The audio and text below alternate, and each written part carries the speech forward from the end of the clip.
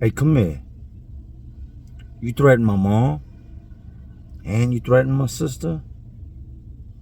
Oh, yeah, I gotta have you. Don't run. Oh, no, no, no. Don't run. You was tough on the phone. Keep that same energy. I'm here.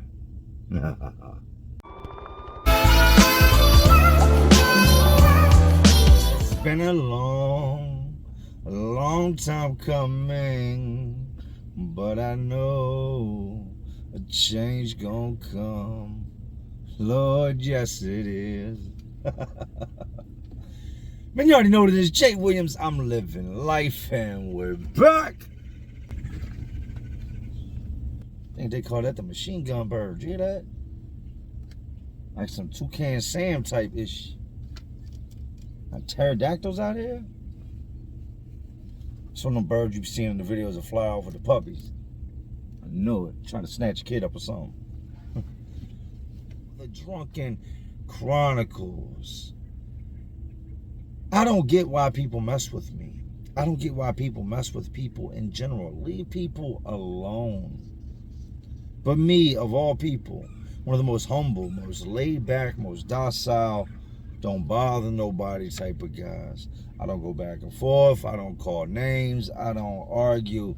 I'm not trying to do none of that. I'm all the way grown. Drunken Chronicles with Jay Williams. I'm living life, and I am the one and only Jay Williams. Today's video, I'm going to keep short and sweet. Not going to be 45 minutes, not going to be 30 minutes, not going to be an hour. We're going to get straight to it. Now, as I've told you, I'm a recovering alcoholic. I will always be a recovering alcoholic. I will always be an alcoholic. Why am I an alcoholic? Because I started drinking at a very young age. I started drinking around the same time other kids started experimenting, but I never stopped. And from there, I would go to jail, go to jail, go to jail, go to jail, go to jail, go to prison, relationship problems in the streets. When I drink, I transform. I go from being Jay to being the Hulk. I'm like Dr. Jekyll, Mr. Hyde. You know how he drinks that little green potion? And he goes from being the little scientist dude to the big crazy guy? That's me when I drink. When I drink, sometimes nothing happens. Sometimes it's just a normal night. But if there is anything to be addressed, any type of violence, anything pops off, anything illegal going on, I'm going to charge head first right into it on some crash dummy type ish. And that's why I don't drink anymore. The majority of the mistakes I've made in my life, if not almost all of them, were made while I was under the influence.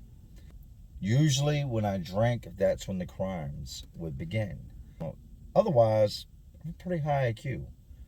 I don't like to toot my own horn, but I am smart. I do know right from wrong.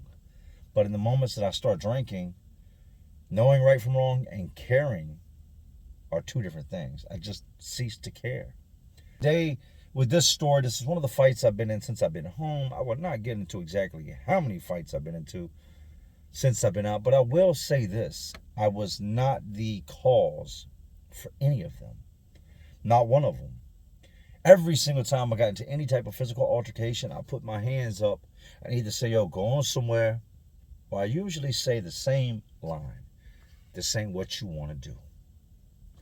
Giving somebody the option to walk off. I've asked guys, go ahead, walk off, man.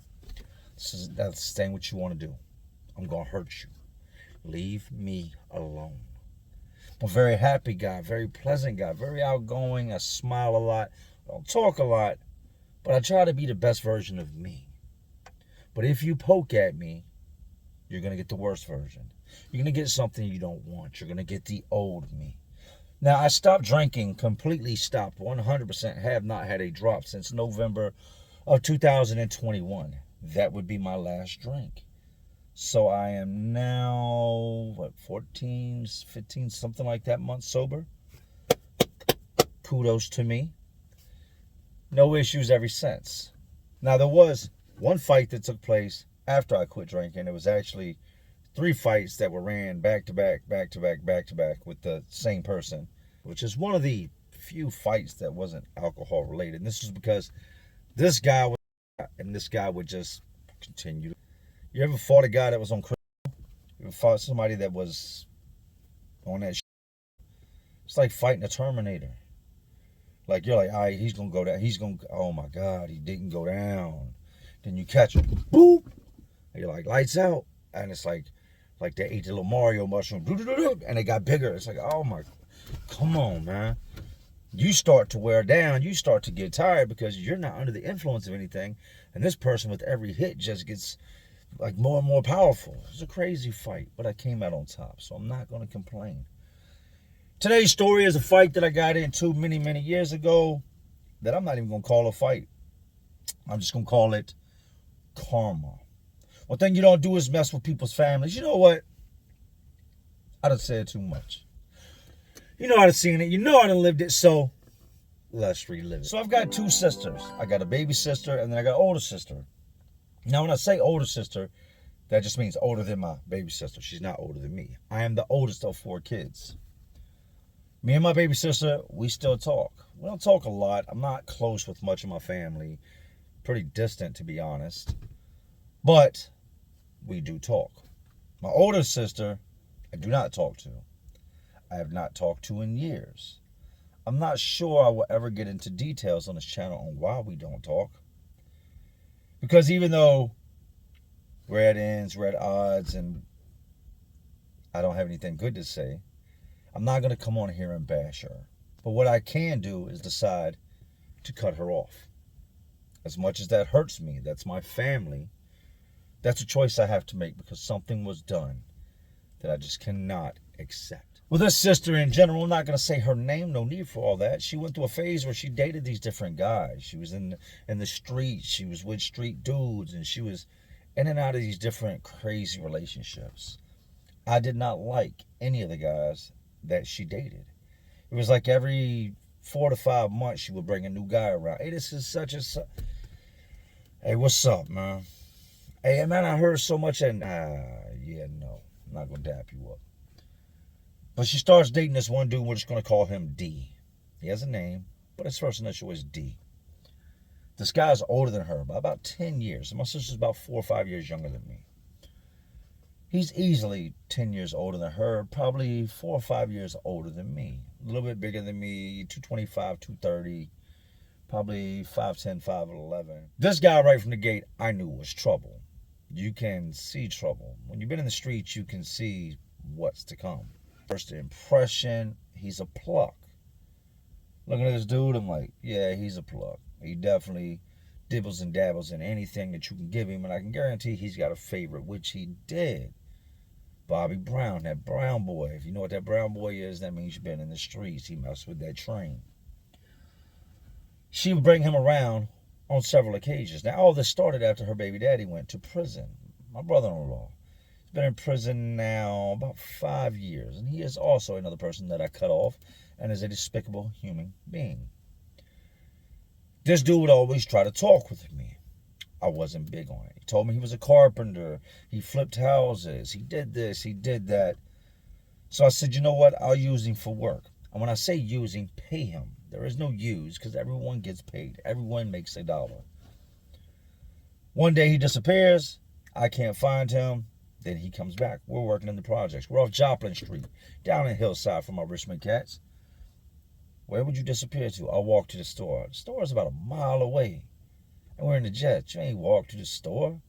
Yeah, I did. Yeah, I did. All right, I'm not going to argue with another grown man. Sure you did. He's a liar. A few days later, he disappears again, and I'm looking around. I'm like, yo, where is this dude at, man? He's got to hold this end of the board while I put this up and frame it into place. I look out back. I see him out the car window. He's in the alleyway. He's getting served. If you know what served means, that means you know what's going on here. He's being served by 2 dudes in this car. They make the transaction. They pull off. He shoots over to a house across the way, which is like an abandoned house, goes up in it. And I guess that's where he went in there and did his thing. Then he comes over where I'm at. All right, now you can stay away from me. Now I'm not working you. No, you're a pluck. So I fired the guy. He would hit me up here and there. Jay, you ain't got no work? No. He would then go behind my back and call my investors, one of them, and tell them, you should use me. I'm cheaper. I'm cheaper. Okay, so now you tried to get into my pocket. Now you tried to get in the way of my money. So when I see you, simply on the fact of you tried to take away the way I feed my family, man. But I get to talk to my wife about it. Jay, you're a different person. That's not who you are. That's how people are. You know, dudes are grimy. Just because he wanted your investors, your bread and butter, you're going to get yours regardless. You can't just go Debo and knocking people out because they did some grimy stuff. It should be expected. Let that resonate. True indeed. He's a crudball. What more would I expect? He commits a series of crimes, gets himself locked up, gets himself thrown in the bin, click clack, handcuffs, and all that. He's gone in jail. While in jail, my sister moves on. Now, he's only been in jail 4 or 5 months at this point. While in jail, he starts calling my sister nonstop. Me and her are still on speaking terms. We're still on good terms at this point. He's making threats. Once again, the old me comes into play. Mind you, I'm still drinking. He threatened my sister. Tried to get in the way of my money. Went behind my back, called the people that I deal with, and tried to get my bread and butter. The reasons on why I should reach out and touch you are now stacked. I can't see a reason not to. My wife, you're going to go to jail. He's going to get out of jail. You're going to do something to him. He's going to call the cops. You're going to go to jail. Is it worth it? You're going to lose your son. You're going to leave us behind. Is it worth it? No, it's not. He then proceeds to call my mother, looking for my sister. My mom won't tell him anything. He goes from calling my mom to calling. And eventually she answers the phone and says, hey, don't call my number no more. I'm not telling you nothing about what's going on. Please stop calling my phone. Now, he is calling from a jail phone, at which point he starts to disrespect my mother. He makes threats against my mother, against my sister. This is when he crossed the line. The other stuff, I got to let it go. I can't be the old me. I can't. But now you've threatened to do physical harm to the woman that brought me into this world. My mother told him, my son will stomp a mud hole in your, and you know it. I ain't worried about none of that. Real fly from that phone, real fly, popping real fly from that jail phone with the comfort and the safety of the guards around him when he knows I can't reach out and get to him, right? His day of release comes. He gets out.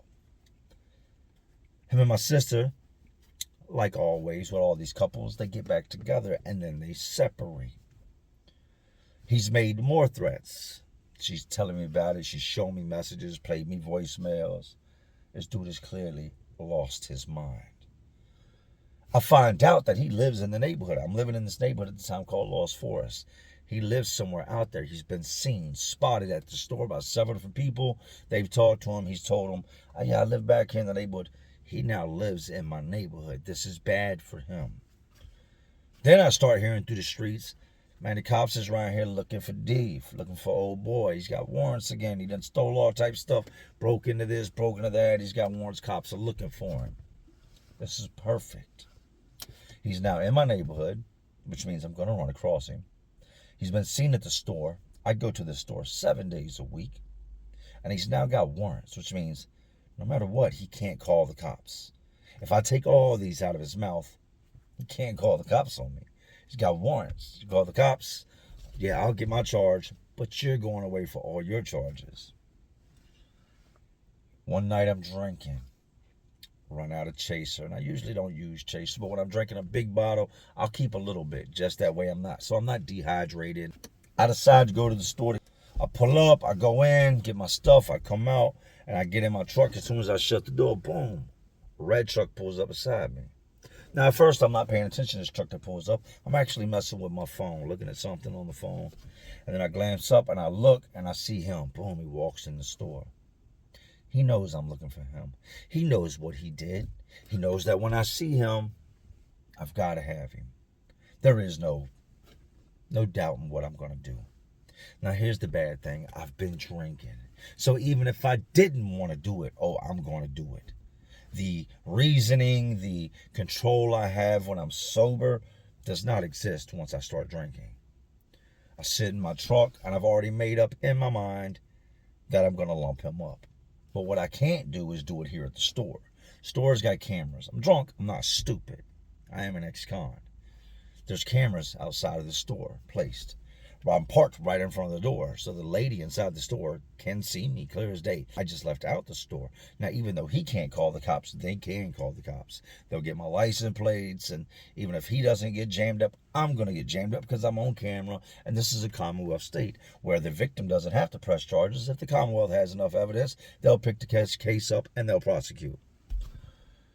So I see him going to the store. I said, let me move my truck so he doesn't notice me. I'm in a different truck than he's used to. Just had bought this new truck. I back up out that spot, and I back over in the cut, and I watch. I see this big dude that he's with get out the truck that he's in, same truck, stand there, light a cigarette, talk on the phone. He is inside the store buying beer. I watch him. He comes out. He doesn't see me, but I see him. Sees his buddy. They converse for a minute, and I'm thinking to myself, just get in the truck. He gets in the truck, and they drive off. Throw the truck in gear. Pull out behind him. Crazy enough, he lives about 8-9 houses down from the store. I drive past his house every single day, but he doesn't have a car at this time, so I wouldn't know that's his house. There's nothing outside that identifies as his. They pull in the driveway, and at this point, I'm about maybe 50, 60 feet behind them. I see them pull into this driveway. I pull in behind him. Go ahead and turn my lights off. Hop out the truck. By this time, he's already out the truck, and he's got his 12-pack of beer in his bag of something, brown bag with something in it he got from the store. And he sees me. Clear as day, he sees me. I've got a garage to the right of the house. Got floodlights, lights on the front of the house. I'm well illuminated, and I'm coming towards him.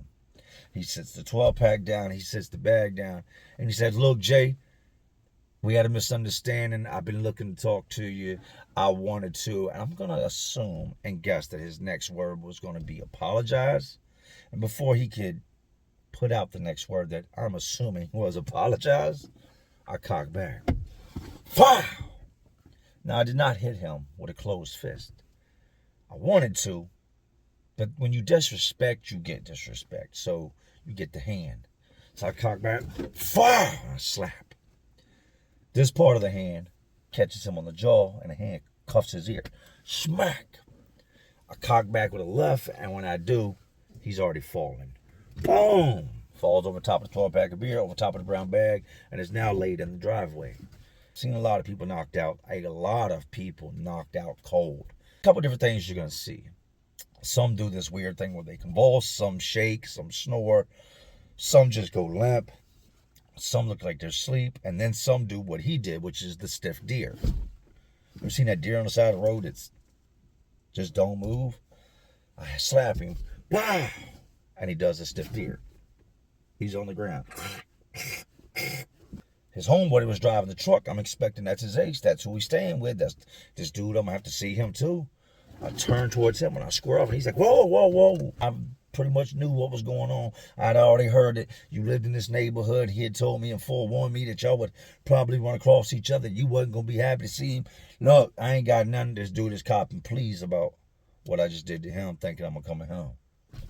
I tell the dude, when he wakes up, you tell him he's lucky I didn't do him dirty. Don't ever call my sister. Don't ever call my mom again. And this is what he gets for making threats. I turn around. I get in my truck. Back out the driveway. I go home.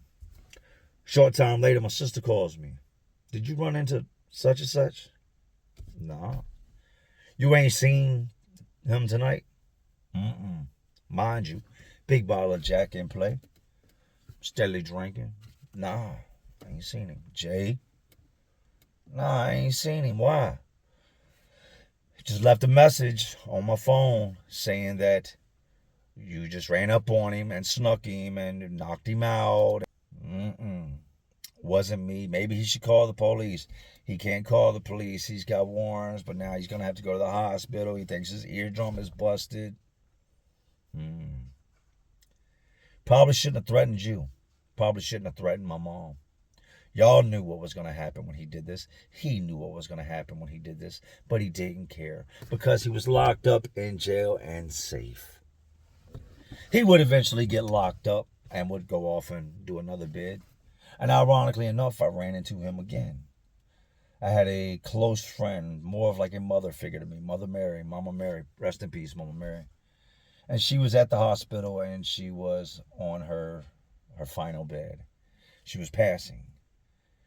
So me, along with some of her family, were up there sitting with her in her last moments. And she passed. And then I left the room and I was coming down the hallway when I seen someone push a cart, like a food cart, out of a hospital room.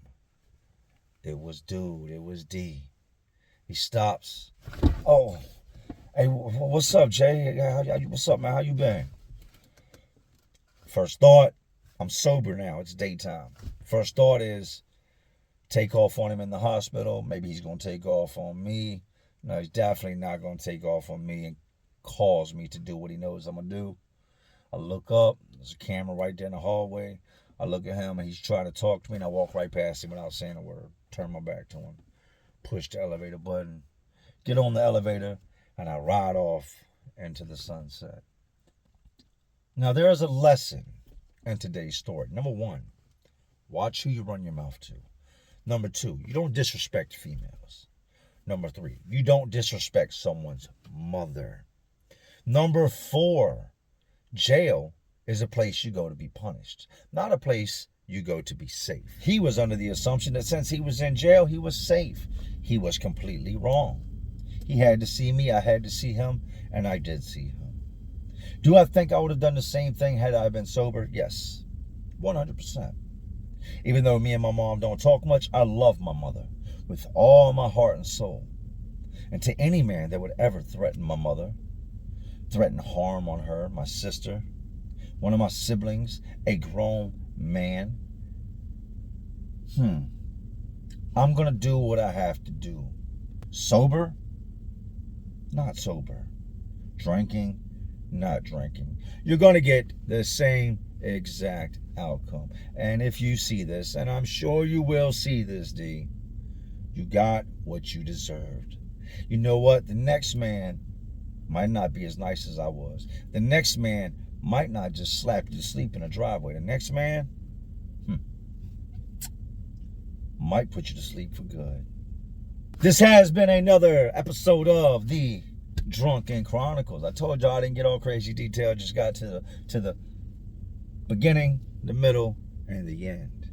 Wanted to get this out here. Get Jay Williams, I'm Living Life popping. It is what we make it. I've told y'all, anything that you create, anything that you have, anything that you've acquired in life, if you want to make it grow, make it grow. Watch it grow. Feed it. Do the things that need to be done to make it flourish. Dropping content, putting the stories out here, building with you guys is what will make this channel be what it's ultimately gonna be. I've got a lot to come with this channel. But until some of the things line up, I'm kind of slow grinding this money right here and not overdoing it. But anyways, these jails, these penitentiaries, these streets, these idiots, all just crazier worlds inside of an already crazy world we live in. And as always, y'all know what I'm doing. I'm just trying to keep y'all entertained. Are you not entertained? And like always, this is Jay Williams, I'm Living Life. To all my real ones, there are some real ones watching, because y'all still watching me. And y'all know how we do. Salute. Go to sleep.